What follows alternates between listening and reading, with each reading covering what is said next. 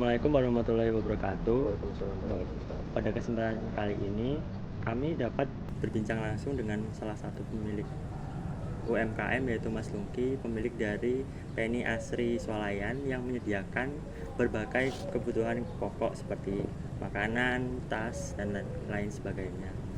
Nah, mungkin untuk mempersingkat waktu, bisakah Mas Lungki ceritakan secara singkat tentang profil Swalayan ini? Kapan mulai berdiri dan apa yang menjadi alasan untuk mendirikannya? PNI berdiri sekitar tahun 2000-an dan alasan kami mendirikan perusahaan kami adalah sebagai sumber penghidupan kami dan untuk membuka lowongan kerja bagi karyawan. Baik, selama menjalankan usaha ini, apa saja masa-masa sulit yang dihadapi Mas Lungki dan apa pencapaian yang paling besar bagi Mas Lungki? Contoh kesulitannya itu pada masa COVID-19 kemarin. Secara umum pencapaian yang kami syukuri tentu adalah saat kami bisa menabung laba ya, sehingga bisa kami pakai untuk modal usaha kami selanjutnya. Tapi memang ada cobaan khusus pada masa pandemi COVID-19. Ya. Saat itu tantangan yang kami hadapi adalah penurunan volume pembeli karena kekhawatiran pembeli akan pembentukan kerumunan yang itu berisiko menularkan wabah COVID-19.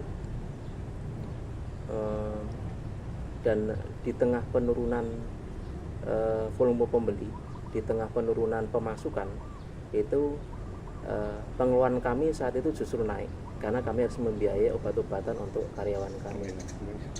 Jadi ketika situasi kritis seperti itu pembeli cenderung fokus beli barang-barang pokok saja, ya, barang-barang kebutuhan pokok saja.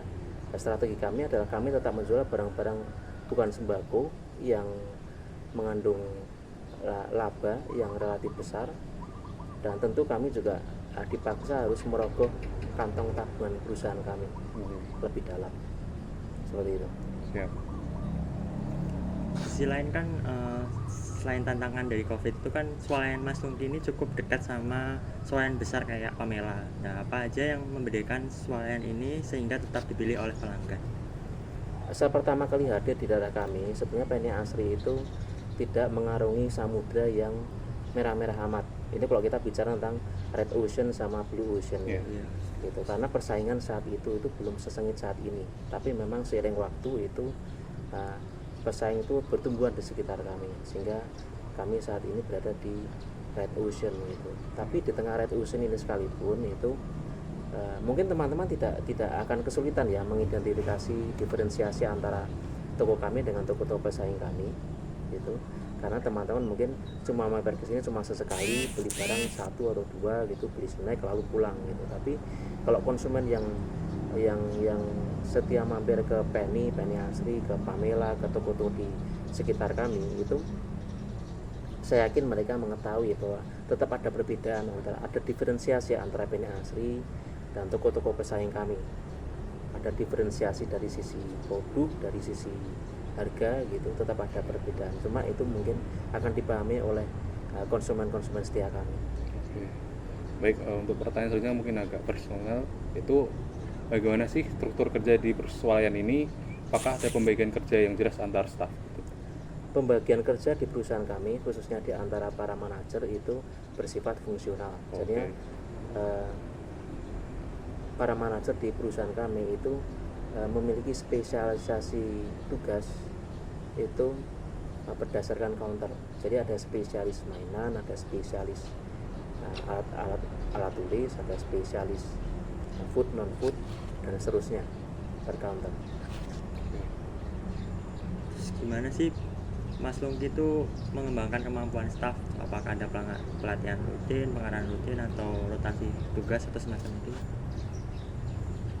Di sini tidak ada pelatihan rutin ya, di tempat kami tidak ada pelatihan rutin. Itu keterampilan yang didapat oleh karyawan baru itu biasanya ditularkan oleh karyawan seniornya. Jadi karyawan seniornya akan menunjukkan kepada karyawan baru itu pekerjaan-pekerjaan apa yang harus dikerjakan di masing-masing counter.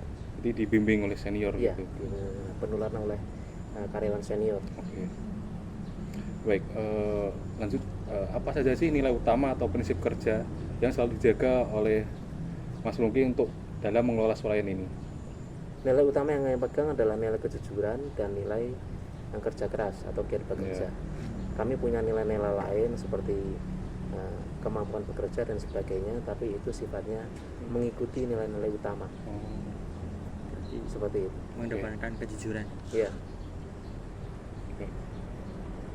Oh, selama ini tuh apakah Mas Lungki itu pernah melakukan inovasi lain kayak semacam pesan antar, sistem membership atau promosi gitu? Masih unik. Perusahaan kami masih relatif tradisional. Kami belum apa namanya? Belum banyak melibatkan inovasi atau teknologi dalam pengelolaannya. Tapi Masih bersifat relatif tradisional. masih berencana nggak? Maksudnya untuk ke depannya Ya rencana menggunakan selalu teknologi? ada gitu. Tapi apa namanya? Operasi umumnya itu kami masih bersifat tradisional. Oke, baik.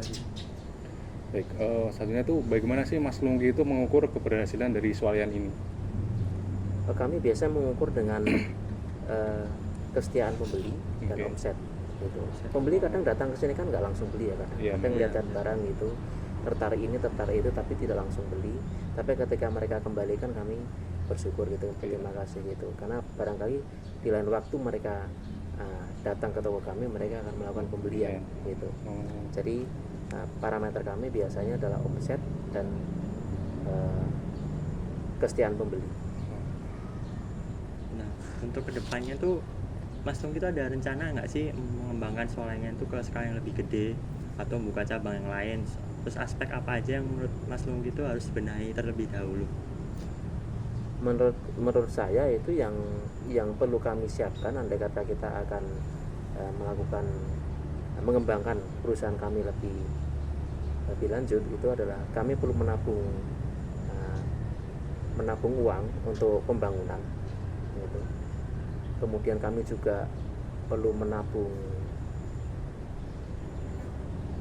strategi, karena kami harus bisa membaca peta persaingan gitu, bagaimana kita harus berhasil bersaing melawan pesaing-pesaing Yeah. kami.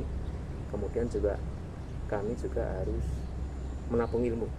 Kebetulan saat ini saya sekolah lagi di informatika gitu. Oh. Siapa tahu nanti bisa dipakai ilmunya di Digunakan. perusahaan kami. rencana tadi gitu ya untuk mengembangkan teknologi, arah ke teknologi. Oke, baik, mungkin itu saja dari kami. Terima kasih Mas Lungki atas ilmunya, terima kasih atas tempatnya, Sama-sama. dan juga mungkin ini kita dapat mengambil pelajaran bagaimana Mas Lungki bertahan memulai bisnisnya dari kecil hingga menjadi swalayan yang besar seperti ini. Mungkin itu saja dari kami. Terima kasih telah menonton video ini. Wassalamualaikum warahmatullahi wabarakatuh. Waalaikumsalam.